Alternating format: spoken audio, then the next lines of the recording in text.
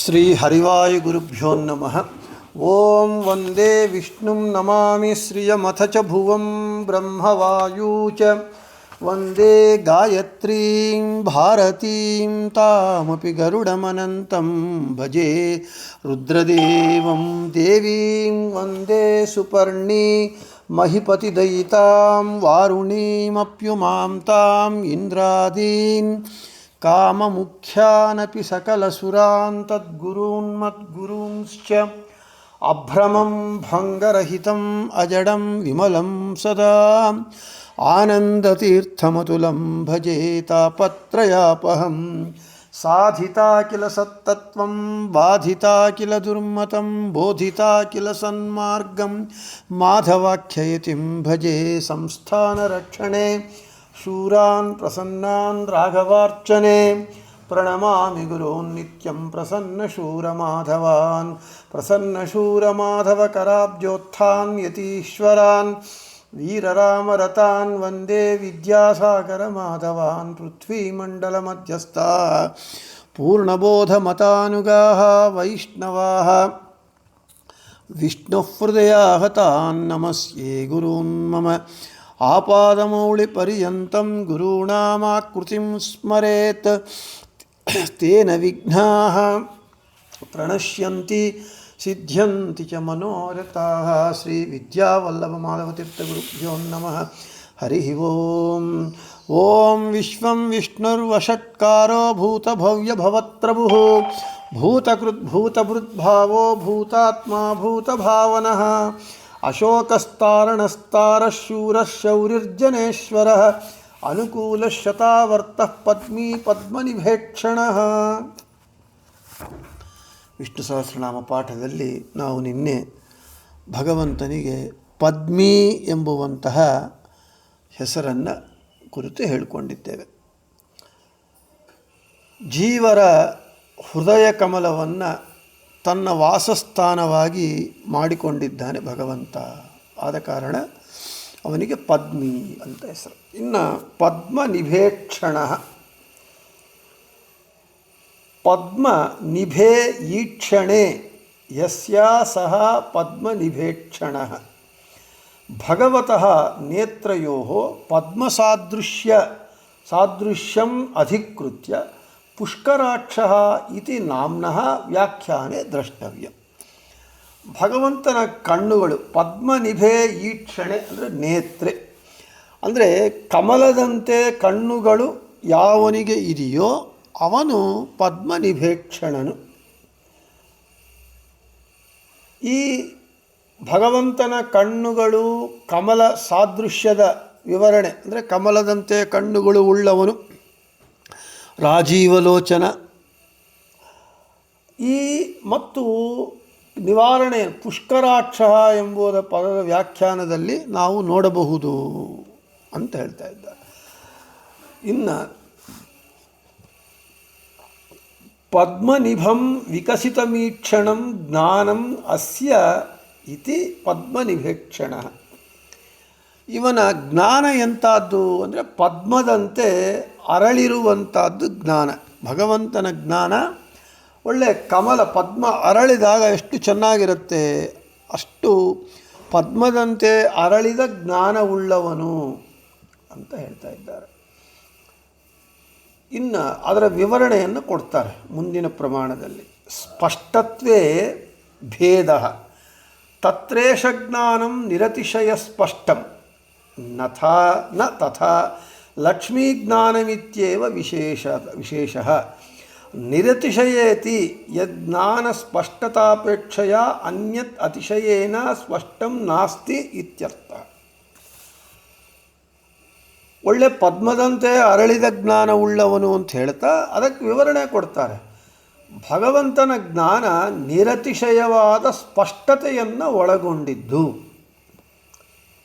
ಪ್ರತಿಯೊಂದು ಪದಾರ್ಥವನ್ನು ಸೂಕ್ಷ್ಮವಾಗಿ ವಿಷಯೀಕರಿಸಿರುತ್ತೆ ಭಗವಂತನ ಜ್ಞಾನ. ಅದರನ್ನೇ ಹೇಳ್ತಾ ಇದ್ದಾರೆ. ಆಚಾರ್ಯರ ಪ್ರಮಾಣ ಲಕ್ಷಣ, ಜಯತೀರ್ಥರ ಪ್ರಮಾಣ ಪದ್ಧತಿ, ಛಲಾರಿ ಶೇಷಾಚಾರ್ಯರ ಪ್ರಮಾಣ ಚಂದ್ರಿಕಾ, ಇವೆಲ್ಲವೂ ಕೂಡ ಭಗವಂತನ ಜ್ಞಾನ, ಲಕ್ಷ್ಮೀ ಜ್ಞಾನ, ರುಜುಯೋಗಿಗಳ ರುಜುಜ್ಞಾನ, ಹೀಗೆ ತಾತ್ವಿಕ ಜ್ಞಾನ, ತಾತ್ವಿಕ ದೇವತೆಗಳ ಜ್ಞಾನ ಅಂತೆಲ್ಲ ಹೇಳ್ತಾರೆ. ಆ ಭಗವಂತನ ಜ್ಞಾನ ಎಂಥದ್ದು? ನಿರತಿಶಯವಾದ ಸ್ಪಷ್ಟತೆ. ಆ ಸ್ಪಷ್ಟತೆ ಎಷ್ಟು ಅಂತ ಹೇಳಿದರೆ ಅಪರಿಮಿತವಾದ ಸ್ಪಷ್ಟತೆ. ನಾವು ಹೇಳ್ತೇವೆ ಇಂಗ್ಲೀಷೊಳಗೆ ಕ್ರಿಸ್ಟಲ್ ಕ್ಲಿಯರ್ ಅಂತ ಹೇಳ್ತೇವೆ. ಸ್ಫಟಿಕ ಅಷ್ಟು ಕ್ಲಾರಿಟಿ ಇರುತ್ತೆ. ಭಗವಂತನಿಗೆ ಇರುವಷ್ಟು ತತ್ರ ಈಶಜ್ಞಾನಂ ನಿರತಿಶಯ ಸ್ಪಷ್ಟಂ. ಭಗವಂತನ ಜ್ಞಾನ ಇರುವಷ್ಟು ಸ್ಪಷ್ಟತೆ, ಭಗವಂತನಿಗೆ ಇರುವ ಜ್ಞಾನದ ಸ್ಪಷ್ಟತೆ ನ ತಥಾ ಲಕ್ಷ್ಮೀಶ ಜ್ಞಾನಂ ಇತ್ಯೇವ ವಿಶೇಷ. ಆದರೆ ಲಕ್ಷ್ಮೀದೇವಿಗೂ ಕೂಡ ಭಗವಂತನ ಜ್ಞಾನಕ್ಕೆ ಇರುವಷ್ಟು ಸ್ಪಷ್ಟತೆ, ಅಷ್ಟು ಜ್ಞಾನ ಲಕ್ಷ್ಮೀದೇವಿಗೂ ಇಲ್ಲ. ಅದಕ್ಕೆ ಈಶ್ವರ ಜ್ಞಾನಂ ಏನು ಅಂತ ಹೇಳಿದ್ರೆ ಸರ್ವ ವಿಷಯ ಜ್ಞಾನಂ ಈಶ್ವರ ಜ್ಞಾನಂ. ಲಕ್ಷ್ಮೀದೇವಿ ಜ್ಞಾನ ಈಶ್ವರಾದನ್ಯತ್ರ ಅನಾಲೋಚನೇಪಿ ಸರ್ವ ವಿಷಯ ಜ್ಞಾನ. ಅಂದರೆ ಭಗವಂತನ ಜ್ಞಾನ ಸ್ಪಷ್ಟವಾಗಿ ಎಲ್ಲವೂ, ಅವನು ಸರ್ವಜ್ಞ, ಅವನಿಗೆಲ್ಲವೂ ಗೊತ್ತಿದೆ, ಗೊತ್ತಿಲ್ಲದೆ ಇರೋದೇ ಇಲ್ಲ. ಅವನ ಜ್ಞಾನಕ್ಕೆ ವಿಷಯವಾಗದೇ ಇರುವಂಥ ವಸ್ತುವು ಜಗತ್ತಿನಲ್ಲಿ ಯಾವುದೂ ಇಲ್ಲ. ಅದು ನಿರತಿಶಯವಾದ ಸ್ಪಷ್ಟತೆ ಉಳ್ಳ ಜ್ಞಾನ.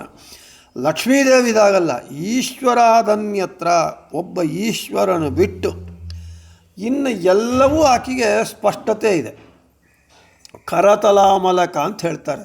ಕರ ಅಂದರೆ ಕೈ, ತಲ ಅಂದರೆ ಅಂಗೈ.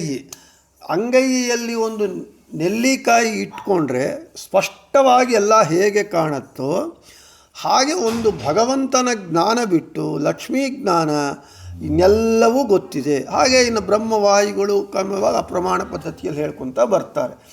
ಇಲ್ಲಿ ವ್ಯಾಖ್ಯಾನಗ ನಿರತಿಶಯೇತಿ, ನಿರತಿಶಯ ಸ್ಪಷ್ಟ ಜ್ಞಾನ ಅಂತ ಹೇಳಿದರೆ ಯದ್ ಜ್ಞಾನ ಸ್ಪಷ್ಟತಾಪೇಕ್ಷೆಯ, ಅಂದರೆ ಜ್ಞಾನದ ಒಂದು ಸ್ಪಷ್ಟದ ಅಪೇಕ್ಷತೆಯನ್ನು ನೋಡಿದ ಅದನ್ನು ಇಟ್ಕೊಂಡಾಗ ಇನ್ನು ಎಲ್ಲರ ಜ್ಞಾನಗಳಕ್ಕಿಂತ ಅತಿಶಯವಾದ ಸ್ಪಷ್ಟತೆ ಇದೆ. ಅಂತಹ ಸ್ಪಷ್ಟವಾದ ಜ್ಞಾನ ಭಗವಂತನಿಗೆ ಬಿಟ್ಟು ಇನ್ನು ಯಾರಿಗೂ ಅಂತಹ ಸ್ಪಷ್ಟವಾದ ಜ್ಞಾನ ಇಲ್ಲ. ನಿರತಿಶಯ ಸ್ಪಷ್ಟತಾ ಅಂತ ಹೇಳಿದರೆ ಅದಕ್ಕೆ ಅರ್ಥವನ್ನು ಹೇಳ್ತಾರೆ. ಒಟ್ಟಾರೆ ಸ್ಪಷ್ಟವಾದಂತಹ ಸರ್ವ ವಿಷಯ ಜ್ಞಾನ ಭಗವಂತನಿಗೆ ಇದೆ. ಹೇಗೆ ಪದ್ಮದಂತೆ ಅರಳಿ ಇದೆ ಅಂತಹ ಜ್ಞಾನ ನಮಗೆ ಇಲ್ಲಿ ಇದೇ ಪ್ರಮಾಣ ಪದ್ಧತಿ ಚಂದ್ರಿಕಾ ಓದ್ತಾ ಇರುವಾಗ ಭಗವಂತನಿಗೆ ಅವನ ಜ್ಞಾನ ಸರ್ವ ವಿಷಯ ಜ್ಞಾನ, ಎಲ್ಲ ಜ್ಞಾನವೂ ಇದೆ. ಆದರೆ ಅಲ್ಲಿ ಒಂದು ಪ್ರಶ್ನೆ ಬರುತ್ತೆ, ಏನು ಎಲ್ಲ ಜ್ಞಾನ ಇದೆ ಅಂತ ಹೇಳಿದರೆ ಅಜ್ಞಾನ ಒಂದು ಜ್ಞಾನವೇ ಅಲ್ಲವ? ಭ್ರಮಾಜ್ಞಾನವೂ ಒಂದು ಜ್ಞಾನವಲ್ಲವ? ಭ್ರಮಾಜ್ಞಾನ ಏನು? ರಜ್ಜು ಸರ್ಪ, ಹಗ್ಗವನ್ನು ನೋಡಿ ಹಾವು ಅಂತ ತಿಳಿಯೋದು, ಅದು ಭ್ರಮಾಜ್ಞಾನ. ಆ ಭ್ರಮಾಜ್ಞಾನವೂ ಭಗವಂತನಿಗೆ ಇದೆಯಾ? ಅವನು ಸರ್ವಜ್ಞ, ಎಲ್ಲ ಜ್ಞಾನಗಳು ಇದೆ ಅಂದರೆ ಭ್ರಮಾಜ್ಞಾನ ಕೂಡ ಇದೆಯಾ ಅಂತ ಪ್ರಶ್ನೆ ಬಂದರೆ ಅಲ್ಲ, ಭಗವಂತನಿಗೆ ಆ ಭ್ರಮಾಜ್ಞಾನ ನಮಗೆ ಇದೆ. ಆದರೆ ಭಗವಂತನಿಗೆ ಆ ಭ್ರಮಾಜ್ಞಾನ ಇದೆ. ಹೇಗೆ? ಅವನು ಹಗ್ಗವನ್ನು ನೋಡಿ ಸರ್ಪ ಅಂತ ಅವನು ಎಂದಿಗೂ ಭ್ರಮಿಸುವುದಿಲ್ಲ.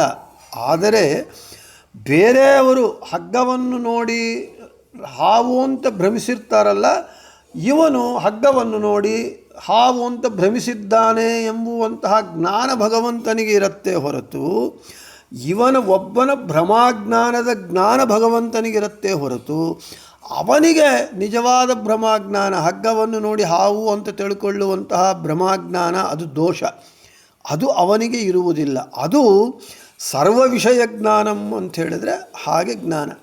ಇನ್ನು ನಮಗೆ ಅರ್ಥ ಆಗೋ ರೀತಿಯಲ್ಲಿ ನಾವು ಹೇಳಬೇಕು ಅಂತ ಹೇಳಿದರೆ,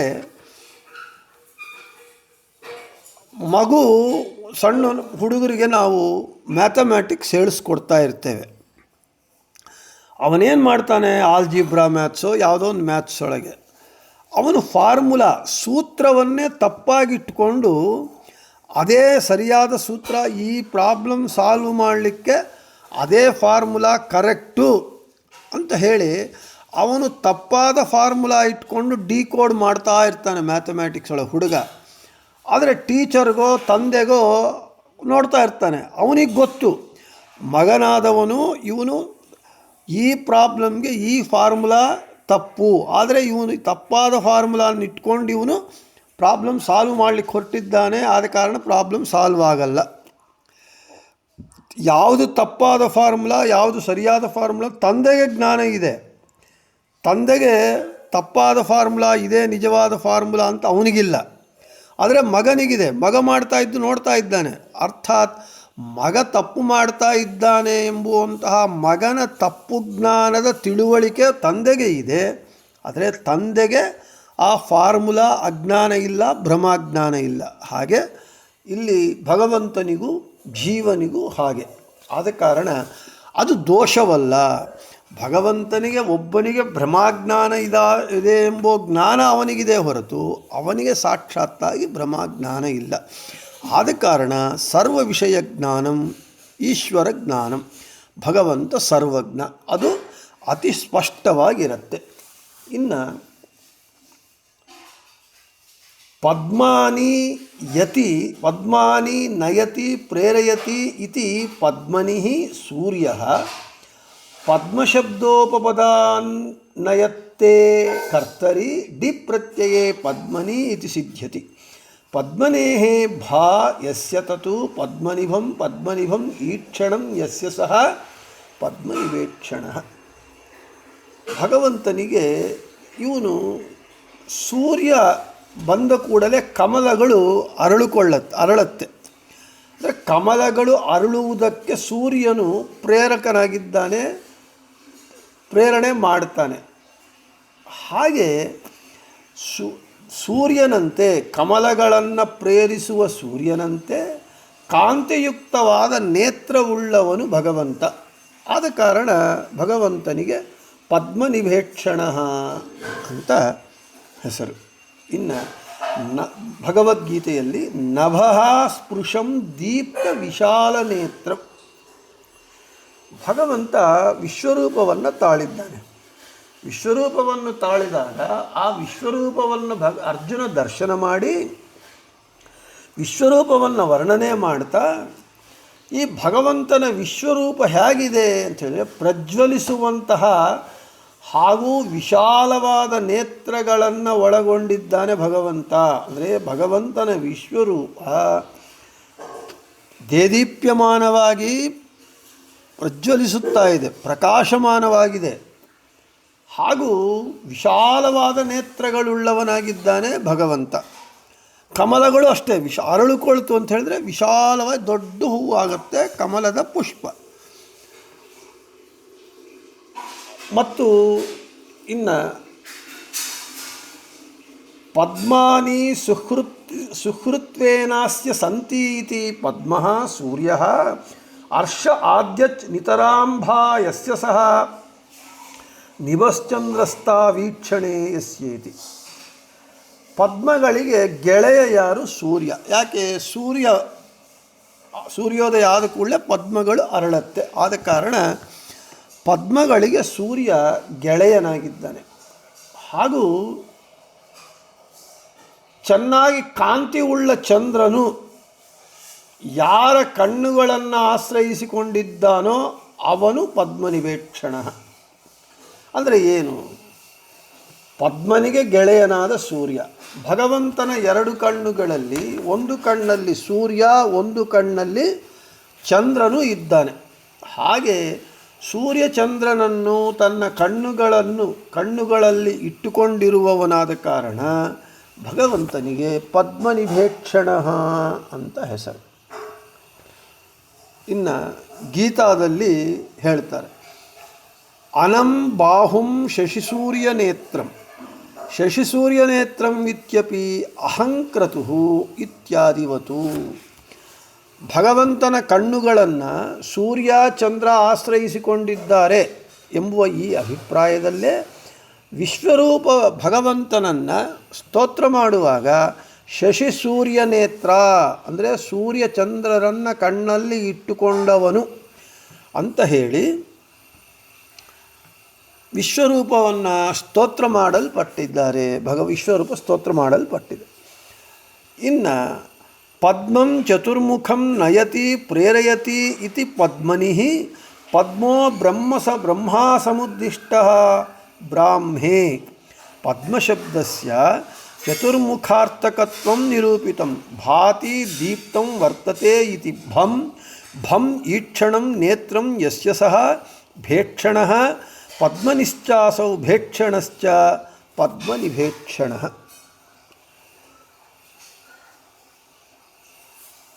ಪದ್ಮಸಂಭವನಾದಂತಹ ಅಂದರೆ ಭಗವಂತನ ನಾಭಿ ಕಮಲ ಸಮುದ್ಭವನಾದ ಚತುರ್ಮುಖ ಬ್ರಹ್ಮನನ್ನು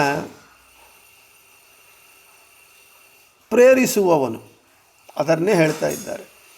ಪದ್ಮಶಬ್ದಸ್ಯ ಚತುರ್ಮುಖಾರ್ಥಕತ್ವಂ ನಿರೂಪಿತಂ. ಪದ್ಮ ಎಂಬ ಶಬ್ದಕ್ಕೆ ಚತುರ್ಮುಖತ್ವವು ಇದೆ ಅಂತ ಹೇಳಲ್ಪಟ್ಟಿದೆ ಅಂತ ಹೇಳ್ತಾ, ಮತ್ತು ಪ್ರಕಾಶಮಾನವಾದ ನೇತ್ರವುಳ್ಳವನು. ಕೆಲವರು ಕಣ್ಣುಗಳು ಒಳ್ಳೆ ತೇಜಸ್ಸಾಗಿರುತ್ತೆ, ಒಳ್ಳೆ ಕಾಂತಿಯುಕ್ತವಾಗಿರುತ್ತೆ, ಕೆಲವರದು ಕಾಂತಿಹೀನವಾಗಿರುತ್ತೆ. ಭಗವಂತನ ಕಣ್ಣುಗಳು ಅತ್ಯಂತ ಪ್ರಕಾಶಮಾನವಾಗಿದೆ. ಭಾತಿ ದೀಪ್ತಂ ವರ್ತತೆ ಇತಿ ಭಂ ಭಂ ಈಕ್ಷಣಂ ನೇತ್ರ ಯಸ್ಯ ಸಹ ಭೇಕ್ಷಣಃ. ಒಳ್ಳೆ ಪ್ರಕಾಶಮಾನವಾದ ಕಣ್ಣುಗಳು ಯಾವನಿಗಿದೆಯೋ ಅವನು ಭೇಕ್ಷಣಃ. ಮತ್ತು ಚತುರ್ಮುಖ ಬ್ರಹ್ಮನನ್ನು ಪ್ರೇರಿಸುವವನು, ಅವನಿಗೆ ಪ್ರೇರಕನಾದ ಕಾರಣ ಪದ್ಮನಿಶ್ಚಾಸೌ ಭೇಕ್ಷಣಶ್ಚ ಪದ್ಮನಿಭೇಕ್ಷಣಃ. ಚತುರ್ಮುಖ ಬ್ರಹ್ಮನನ್ನು ಪ್ರೇರಿಸುವವನು ಮತ್ತು ಪ್ರಕಾಶಮಾನವಾದ ಕಣ್ಣುಗಳುಳ್ಳವನು ಆದ ಕಾರಣ ಭಗವಂತನಿಗೆ ಪದ್ಮನಿಭೇಕ್ಷಣಃ ಅಂತ ಹೆಸರು. ಇನ್ನು ಪದ್ಮ ಚತುರ್ಮುಖ ತನ್ನಿಭಃ ತತ್ಸದೃಶಃ ವಾಯು ತಸ್ಯ ಈಕ್ಷಣಂ ಜ್ಞಾನಂ ಯಸ್ಮಾತ್ ಸಹ ಪದ್ಮನಿಭೇಕ್ಷಣಃ. ಇಲ್ಲಿ ಚತುರ್ಮುಖ ಬ್ರಹ್ಮ ಮತ್ತು ವಾಯುದೇವರಿಬ್ಬರೂ ಸಮಾನ ಕಕ್ಷ, ಇಬ್ಬರೂ ಮಹತ್ತತ್ವಾಭಿಮಾನಿ ದೇವತೆಗಳು, ಇಬ್ಬರೂ ಕೂಡ ಸಮಾನ. ಆದರೆ ಬ್ರಹ್ಮದೇವರು ಪದವಿ ರೀತ್ಯ ಕಿಂಚಿತ್ ಅಧಿಕರ ಅಷ್ಟೇ. ಅದಕ್ಕೆ ವಾಯುದೇವರು ಜೀವೋತ್ತಮರು, ಚತುರ್ಮುಖ ಬ್ರಹ್ಮ ವಾಯುಗಳು ಸಮಾನರು ಅಂತ ತೋರಿಸಿಕೊಡುವುದಕ್ಕಾಗಿಯೇ ಚತುರ್ಮುಖ ಬ್ರಹ್ಮನಿಗೆ ಸಮಾನವಾದಂತಹ ಜ್ಞಾನವನ್ನು ವಾಯುದೇವರಿಗೆ ಭಗವಂತ ಅನುಗ್ರಹಿಸಿದ್ದಾನೆ. ಆದ ಕಾರಣ ಭಗವಂತನಿಗೆ ಪದ್ಮನಿಭೇಕ್ಷಣಃ ಅಂತ ಹೆಸರು. ಪದ್ಮ ಚತುರ್ಮುಖ ತನ್ನಿಭಃ ತತ್ಸದೃಶಃ ವಾಯು. ಚತುರ್ಮುಖ ಬ್ರಹ್ಮನ ಸದೃಶವಾದಂತಹ ಈಕ್ಷಣಂ ಅಂದರೆ ಜ್ಞಾನಂ, ಅಂತಹ ಜ್ಞಾನವು ವಾಯುದೇವರಿಗೆ ಯಾರಿಂದ ಬಂದಿದೆಯೋ ಅವನು ಪದ್ಮನಿಭೇಕ್ಷಣಃ. ವಾಯುದೇವರಿಗೂ ಚತುರ್ಮುಖ ಬ್ರಹ್ಮನಿಗೆ ಸಮಾನವಾದಂತಹ ಜ್ಞಾನವನ್ನು ಕೊಟ್ಟಿರುವವನಾದ ಕಾರಣ ಭಗವಂತನಿಗೆ ಈಕ್ಷಣ ಅಂದರೆ ಇಲ್ಲಿ ಜ್ಞಾನ ಅಂತ. ತಸ್ಯ ಈಕ್ಷಣಂ ಜ್ಞಾನಂ, ಈಕ್ಷಣ ಅಂದರೆ ಜ್ಞಾನ ಅಂತ. ಆದ ಕಾರಣ ವಾಯುದೇವರಿಗೆ ಕೊಟ್ಟವನಾದ ಕಾರಣ ಅವನಿಗೆ ಪದ್ಮನಿಭೇಕ್ಷಣಃ ಅಂತ ಹೆಸರು. ಪದ್ಮನಿಭಃ ವಾಯು ತಸ್ಮಿನ್ ಈಕ್ಷಣಂ ಕೃಪಾದೃಷ್ಟಿರ್ಯಸ್ಯ ಸಹ ಪದ್ಮನಿಭೇಕ್ಷಣಃ. ಚತುರ್ಮುಖ ಬ್ರಹ್ಮನಿಗೆ ಸದೃಶವಾದಂತಹ ಸಮಾನವಾದಂತಹ ಕೃಪಾದೃಷ್ಟಿ ವಾಯುದೇವರ ಮೇಲೆ ಉಳ್ಳವನು ಆದ ಕಾರಣ ಭಗವಂತನಿಗೆ ಪದ್ಮನಿಭೇಕ್ಷಣ. ಪದ್ಮನಿಭಃ ವಾಯು. ಚತುರ್ಮುಖ ಬ್ರಹ್ಮನಿಗೆ ಸದೃಶವಾದಂತಹ ಕೃಪಾದೃಷ್ಟಿ, ಈಕ್ಷಣಂ ಕೃಪಾದೃಷ್ಟಿ. ಭಗವಂತ ತನ್ನ ಕೃಪಾದೃಷ್ಟಿಯನ್ನು ವಾಯುದೇವರ ಮೇಲೆ ಇದೆಯೋ, ಯಾರಿಗೆ ಅಂದರೆ ಭಗವಂತನಿಗೆ ಇದೆ, ಅವನು ಸಹ ಪದ್ಮನಿಭೇಕ್ಷಣ. ಈ ರೀತಿಯಾಗಿ ಭಗವಂತನ ಪದ್ಮನಿಭೇಕ್ಷಣ ಎಂಬ ಹೆಸರನ್ನು ಹೇಳಿ ಇಲ್ಲಿ ಜಿಜ್ಞಾಸೆಯನ್ನು ಮಾಡ್ತಾ ಇದ್ದಾರೆ. ಲೋಕದಲ್ಲಿ ಪಾದಗಳನ್ನು, ಹಸ್ತಗಳನ್ನು, ಮುಖಗಳನ್ನು, ನೇತ್ರಗಳನ್ನು ಕಮಲಕ್ಕೆ ಹೋಲಿಸ್ತಾರೆ. ನಿಮ್ಮ ಪಾದ ಕಮಲಗಳು, ಕಮಲದಂತೆ ಇರುವ ನೇತ್ರಗಳು, ಹಸ್ತಕಮಲ, ಮುಖಕಮಲ ಅಂತ ಹೇಳಿ ವರ್ಣನೆ ಮಾಡ್ತಾರೆ. ಆದರೆ ಕಿವಿ ಮೊದಲಾದವುಗಳನ್ನು ಹಸ್ತ, ಪಾದ, ಮುಖ, ನೇತ್ರ ಇವುಗಳನ್ನು ಪದ್ಮಕ್ಕೆ, ಕಮಲಕ್ಕೆ ಹೋಲಿಸ್ತಾರೆ. ಆದರೆ ಕಿವಿ ಮೊದಲಾದವುಗಳನ್ನು ಯಾಕೆ ಮಾಡುವುದಿಲ್ಲ, ಹೋಲಿಸುವುದಿಲ್ಲ? ಕಾರಣ ಏನು ಅಂದರೆ, ಮುಖವನ್ನು ಚಂದ್ರನ ದೃಷ್ಟಾದಂತ ಹೋಲಿಸ್ತಾರೆ. ಯಾಕೆ? ಇವನ ಮುಖ ಚಂದ್ರನಂತೆ ಇದೆ.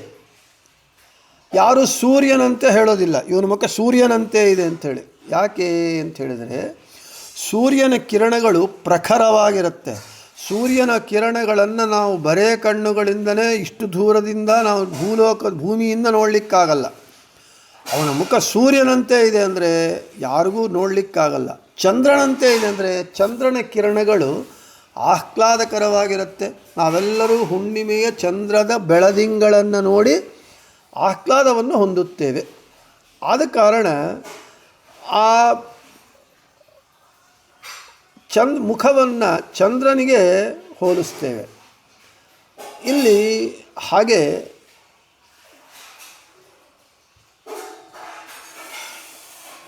ಈ ಚಂದ್ರನಲ್ಲಿ ಕಳಂಕ ಇದೆ. ಆದರೆ ಚಂದ್ರನ ದೃಷ್ಟಾಂತವನ್ನು ಕೊಡಬಾರದಲ್ಲ. ಮುಖದಂತೆ ಚಂದ್ರನಲ್ಲಿ ದೋಷ ಇದೆ, ಆ ಮೊಲದ ಚಿಹ್ನೆ ಇದೆ. ಆ ಚಂದ್ರನ ದೃಷ್ಟಾಂತವನ್ನು ಕೊಡಬಾರದಲ್ಲ. ಮುಖ ಚಂದ್ರನಂತೆ ಇದೆ, ಇದು ತಪ್ಪಲ್ವಾ ಅಂತ ಪ್ರಶ್ನೆ ಬಂದರೆ, ಕವಿಗಳೇನು ಶೃಂಗಾರ ಪ್ರಿಯರು. ಕವಿ ಒಂದು ಕಾವ್ಯ ಬರೆಯುವಾಗ ಕವಿ ಅದರಲ್ಲಿ ನವರಸಗಳೂ ಇರಬೇಕು. ಅದರಲ್ಲಿ ಶೃಂಗಾರ ಎಂಬುದು ಒಂದು ರಸ. ಆ ಕವಿಗಳು ಶೃಂಗಾರ ರಸ ಪ್ರಿಯರು. ಚಂದ್ರನು ಕಾಮಜನಕ. ಅದರಂತೆ ಪುರುಷರಿಗೆ ಸ್ತ್ರೀ ಮುಖವನ್ನು ನೋಡಿದಾಗ ಕಾಮೋದ್ರೇಕ ಆಗುತ್ತೆ. ಈ ಕಾರಣದಿಂದ ಮುಖವನ್ನು ಚಂದ್ರನಿಗೆ ಹೋಲಿಸ್ತಾರೆ, ಸೂರ್ಯನಿಗೆ ಹೋಲಿಸುವುದಿಲ್ಲ. ಹೀಗೆ ಕಮಲಾದಿ ಪುಷ್ಪಗಳು, ಈ ಕಮಲ ಚೆನ್ನಾಗಿ ಕಾಣುತ್ತೆ. ಅದು ಆ ಕಮಲವನ್ನು ನೋಡಿದಾಗ ಒಂದು ಆಹ್ಲಾದಕರವಾದಂತಹ ಒಂದು ಭಾವನೆ ನಮ್ಮಲ್ಲಿ ಬರುತ್ತೆ. ಆದ್ದರಿಂದ ಮನ್ಮಥನ ಪುಷ್ಪವು ಯಾವುದು ಅಂದರೆ ಬಾಣ ಅಂತ ಹೇಳ್ತಾರೆ. ಮನ್ಮಥನ ಬಾಣ ಯಾವುದು ಅಂದರೆ ಪುಷ್ಪವೇ ಅಂತ ಹೇಳ್ತಾರೆ. ಆದ ಕಾರಣ ಸ್ತ್ರೀ ದೇಹದಲ್ಲಿ ಮುಖ, ನೇತ್ರ, ಹಸ್ತ, ಪಾದಗಳು ಕಮಲಕ್ಕೆ ಹೋಲಿಸ್ತಾರೆ. ಇನ್ನು ಕಮಲಕ್ಕೆ ಯಾಕೆ ಹೋಲಿಸಬೇಕು ಅಂದರೆ, ನಾವಿಷ್ಟಕ್ಕೆ ಮುಂಚೆ ಹೇಳಿಕೊಂಡಂತೆ ಪುಷ್ಪಗಳಲ್ಲಿ ಕಮಲ ಪುಷ್ಪ ಶ್ರೇಷ್ಠವಾದ ಪುಷ್ಪ. ಅದು ಪುಷ್ಪರಾಜವಾಗಿದೆ. ಆದ ಕಾರಣ ಕಮಲಕ್ಕೆ ಹೋಲಿಸ್ತಾರೆ ಮುಖ, ಕಣ್ಣು ಇವುಗಳನ್ನೆಲ್ಲ ಅಂತ ಹೇಳ್ತಾ, ಇನ್ನು ಬೃಹತಿ ಸಹಸ್ರದ ಪ್ರಕಾರ ಓಂ ನಿವೇಕ್ಷಣಾಯ ನಮಃ. ಓಂ ತ್ರಯಃ ಕೋಶಾಸಃ ಚೋತಂತಿ ತಿ ಸ್ರಶ್ಚಂವಃ ಸುಪೂರ್ಣಾಃ ಸುಮನೆ ಸಮಾನೆ ಅಧಿಭಾರ್ಮನ್ ಶುಚಿರಸಿ ಪುರುನಿಷ್ಠಾಃ ಕ್ಷೀರೈರ್ಮೃಧ್ಯತ ಆಶೀರ್ತಃ ಸಮಾನೆ ಪ್ರಮಾಣ ಸಮ್ಮತನೆ ಭಾರ್ಮನ್ ಬಂಗಾರದ ಬಣ್ಣವುಳ್ಳವನಾಗಿ ಇಂದ್ರನಲ್ಲಿ ಸುಪೂರ್ಣಾಃ ರಕ್ಷಾದಿಗಳಿಂದ ತುಂಬಿದ ತ್ರಯಃ ಅನಂತಾಸನ ಶ್ವೇತದ್ವೀಪ ವೈಕುಂಠಲೋಕಗಳು ಅಧಿತಿಷ್ಠತಿ ವಾಸಸ್ಥಾನಗಳಾಗಿ ನಿಂತಿವೆ ಭಗವಂತನಿಗೆ. ತಿಸ್ರಃ 3 ಚಂವಃ ರಾಜಸ ತಾಮಸ ಸಾತ್ವಿಕರೆಂಬ ಜೀವರಾಶಿಗಳು ಅಧಿಶ್ಚೋತಂತಿ ಆ ಹರಿಯಿಂದಲೇ ಹೊರಬಂದಿವೆ. ಇಂದ್ರನೇ ನೀನು ಶುಚಿರಸಿ ಅಗ್ನಿಯಂತೆ ತೇಜೋಮಯನು, ಪುರುನಿಷ್ಠ ಬಹಳ ಕಡೆ ಇರುವವನು. ನಿನ್ನ ಪಾನಕ್ಕಾಗಿ ಸೋಮರಸವು ಕ್ಷೀರೈಹಿ ಹಾಲುಗಳಿಂದ ದಧ್ನ ಮೊಸರಿನಿಂದ ಆಶೀರ್ತಃ ಬೆರೆಸಲ್ಪಟ್ಟಿದೆ. ಪ್ರಮಾಣಾಂನೈಕ ವೇದ್ಯೋ ಹರಿಹಿ ಪ್ರಮಾಣಗಳಿಂದ ವೇದಗಳಿಂದ ಭಗವಂತನನ್ನು ತಿಳಿಯಬೇಕು. ಪ್ರಮಾಣಗಳಿಗೆ ಸಮ್ಮತನಾದಂತಹ ಹೇ ಹರಿ ಬಂಗಾರದಂತೆ ನೀನು ಬೆಳಗುತ್ತಾ ಇದ್ಯಾ, ತೇಜೋಮೂರ್ತಿಯಾಗಿದ್ಯಾ. ನಿನ್ನಲ್ಲಿ 3 ಲೋಕಗಳು, ಅನಂತಾಸನ, ಶ್ವೇತದ್ವೀಪ, ವೈಕುಂಠ ಎಲ್ಲ ಇವೆ. 3 ವಿಧ ಜೀವರಾಶಿಗಳು ಕೂಡ ನಿನ್ನಿಂದಲೇ ಹೊರಗೆ ಬಂದಿದ್ದಾರೆ. ಹೇ ಇಂದ್ರನಾಮಕ ಭಗವಂತನೇ, ನೀನು ತೇಜೋಮಯನಾಗಿದ್ಯಾ, ಸರ್ವತ್ರ ವ್ಯಾಪ್ತನಾಗಿದ್ಯಾ. ನಿನ್ನ ಪಾನಕ್ಕಾಗಿ ಸೋಮರಸವನ್ನು ಹಾಲು ಮೊಸರಿನಿಂದ ಬೆರೆಸಿ ನಾವು ಇಟ್ಟಿದ್ದೇವೆ ನಿನ್ನಗಾಗಿ ಅಂತ ಹೇಳ್ತಾ, ಬಂಗಾರದ ಬಣ್ಣವುಳ್ಳವನೇ, ಅಗ್ನಿಯಂತೆ ನೀನು ತೇಜೋಮೂರ್ತಿಯಾಗಿದ್ಯಾ, ಎಲ್ಲವೂ ನಿನ್ನನ್ನೇ ಆಧರಿಸಿಕೊಂಡಿದೆ ಅಂತ ಹೇಳ್ತಾ, ಪದ್ಮ ಎಂದರೆ ಸುವರ್ಣ, ಆ ಪ್ರಣಖಾತ್ ಸುವರ್ಣ ಅಂತ ಹೇಳ್ತಾ, ಪದ್ಮ ಅಂತ ಹೇಳಿದರೆ ಸುವರ್ಣ, ಅದಕ್ಕೆ ಸದೃಶವಾದ ನಿಭ ಅಂದರೆ ಈಕ್ಷಣ, ಕಣ್ಣುಗಳು ಉಳ್ಳವನು, ಅದರಂತೆ ಸರ್ವಾಂಗಗಳು ಉಳ್ಳವನು. ಅದರಿಂದ ಭಗವಂತನಿಗೆ ಪದ್ಮನಿಭೇಕ್ಷಣ ಅಂತ ಹೆಸರು. ಸರ್ವೈಹಿ ಅಭಿಗಮ್ಯತ್ವಾತ್ ಪದ್ಮಂ ಭರ್ಮ ಸುವರ್ಣಂ ತನ್ನಿಭಂ ತದ್ ಸದೃಶಂ ಈಕ್ಷಣಂ ಶರೀರೋಪಲಕ್ಷಣಂ ಏತತ್ ಹಿರಣ್ಯ ಶರೀರವಾನ್ ಪದ್ಮನಿಭೇಕ್ಷಣ ಅಂತ ಹೇಳ್ತಾ ಇದ್ದಾರೆ. ಪದ್ಮ ಅಂದರೆ ಬಂಗಾರ, ಬಂಗಾರದಂತಹ ಬಣ್ಣವುಳ್ಳವನು, ಮತ್ತು ಪದ್ಮ ಅಂದರೆ ಕಮಲ, ಅಂತಹ ಕಣ್ಣುಗಳುಳ್ಳವನು. ಎಲ್ಲ ಅಂಗಗಳು, ಭಗವಂತನ ಸರ್ವಾಂಗಗಳು ಬಂಗಾರದಂತೆ ಮೆರೆಯುತ್ತಾ ಇದೆ, ಹೊಳಿತಾ ಇದೆ. ಆದ ಕಾರಣ ಭಗವಂತನಿಗೆ ಪದ್ಮನಿಭೇಕ್ಷಣ ಅಂತ ಭಗವಂತನಿಗೆ ಅದೇ ಏತತ್ ಹಿರಣ್ಯ ಶರೀರವಾನ್ ಪದ್ಮನಿಭೇಕ್ಷಣ. ಈ ರೀತಿಯಾಗಿ ಬಂಗಾರದ ಬಣ್ಣವುಳ್ಳಂತಹ, ಬಂಗಾರದಂತೆ ಮೆರೆಯುವಂತಹ, ಸರ್ವಾಂಗಗಳಿಂದ ಕೂಡಿದ ದೇಹವುಳ್ಳವನು. ಆದ ಕಾರಣ ಭಗವಂತನಿಗೆ ಪದ್ಮನಿಭೇಕ್ಷಣ ಅಂತ ಹೆಸರು ಅಂತ ಹೇಳಿದಲ್ಲಿ, ಇವತ್ತು ಈ ಪದ್ಮನಿಭೇಕ್ಷಣ ನಾಮವನ್ನು ಮುಗಿಸಿ ಇನ್ನು 37ನೇ ಶ್ಲೋಕದಲ್ಲಿ ಕೊನೆಯ ನಾಮ ಅದಾಯಿತು. ನಾಳೆ ಪದ್ಮನಾಭೋ ಅರವಿಂದಾಕ್ಷ ಪದ್ಮಗರ್ಭ ಶರೀರಭೃತ್ ಮಹರ್ದಿರ್ವೃದ್ಧೋ ವೃದ್ಧಾತ್ಮ ಮಹಾಕ್ಷೋ ಗರುಡಧ್ವಜ ಎಂಬುವಂತಹ 38ನೆಯ ಶ್ಲೋಕದಲ್ಲಿ ಪದ್ಮನಾಭ ಎಂಬ ಮೊದಲಿನ ಹೆಸರನ್ನು ನಾಳೆ ಹೇಳಿಕೊಳ್ಳೋಣ ಅಂತ ಹೇಳ್ತಾ, ಶ್ರೀಕೃಷ್ಣಾರ್ಪಣಮಸ್ತು ಮಧ್ವೇಶಾರ್ಪಣಮಸ್ತು. ಎಲ್ಲರಿಗೂ ಶುಭಮಸ್ತು.